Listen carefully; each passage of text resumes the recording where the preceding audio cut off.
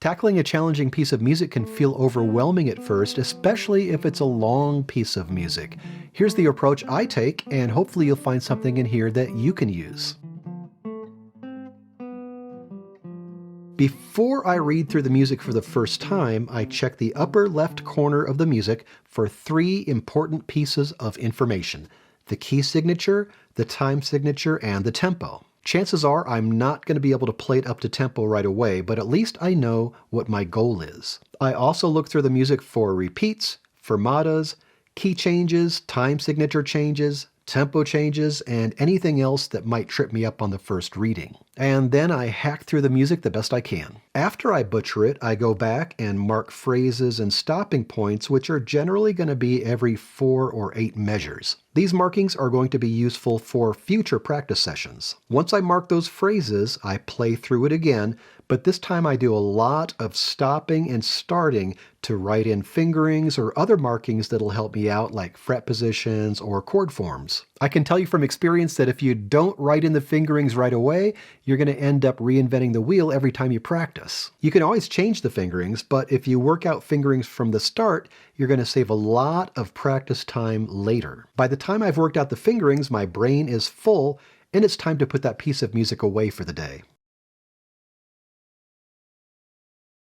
The next phase is the longest, and that's drill, drill, and drill. In my first reading, I marked phrases and stopping points. Starting out, I'll just drill the first few phrases, but I still hack through the rest of the piece for familiarity. I often find that by the time I've spent a few weeks working through a piece, by the time I get around to drilling the last few sections, I've seen the music enough times that it doesn't take as long to work through those final bits. I'm going to give you some drilling strategies that work for me. I don't do all of these with every session.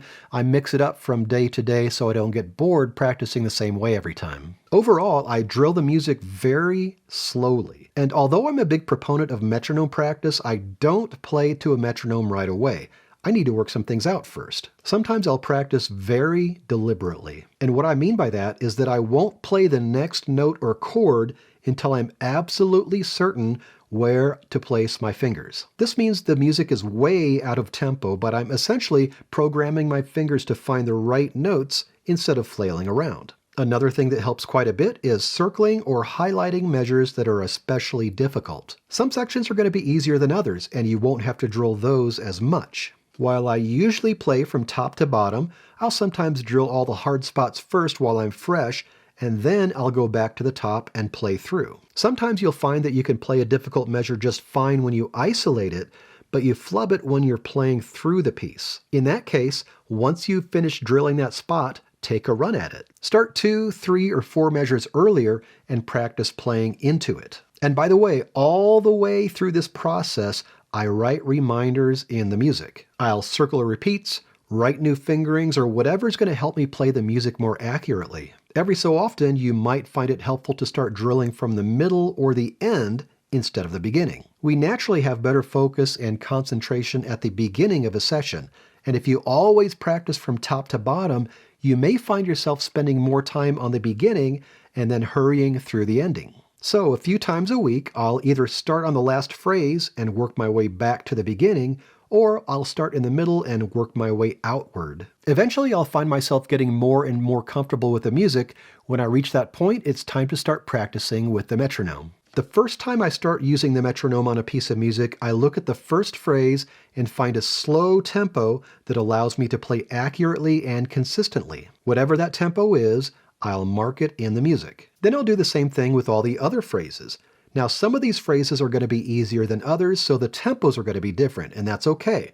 Just record your tempos, phrase by phrase. The next time you practice, drill that first phrase at the tempo you marked. If you can play it consistently 3 times in a row, bump the tempo up by 5 beats per minute on the metronome and keep drilling. Eventually, you're going to reach your limit. Record your new faster tempo for that section, and then do the same thing with the next section, and the next, and the next. If you don't have the time or energy to drill the entire piece of music like this in one session, stop somewhere in the middle and play the rest of the piece phrase by phrase at the tempos you recorded earlier. The next session, pick up where you left off and continue drilling. Over time, your goal is to get everything up to the same speed. It may take weeks or even months, but eventually the music is going to start to come together. It might be on the slow side, but you'll find yourself playing more accurately and more consistently. So now it's time to start playing through the piece more often. You might still have sections that aren't quite up to tempo, but that's okay. Whatever the slowest tempo is, play through the entire piece at that tempo with a metronome. Now you're still going to be doing some drilling, but you'll be able to do run-throughs more often as well. At this point, some of these sections won't need drilling anymore. I'll continue to touch on those, and then I'll drill the sections that still need some attention. And I'll continue to mix it up. Maybe one day I'll drill the sections that still need work, and then I'll do a run-through. On another day, I might do a run-through and then drill the problem areas. And some days I'll just do a run-through at whatever tempo I feel like. Check out this video for some easy guitar warm-ups. And if you're a more advanced player, check out this video for some scale patterns. And for more guitar lessons, music theory, and solo guitar arrangements, please subscribe.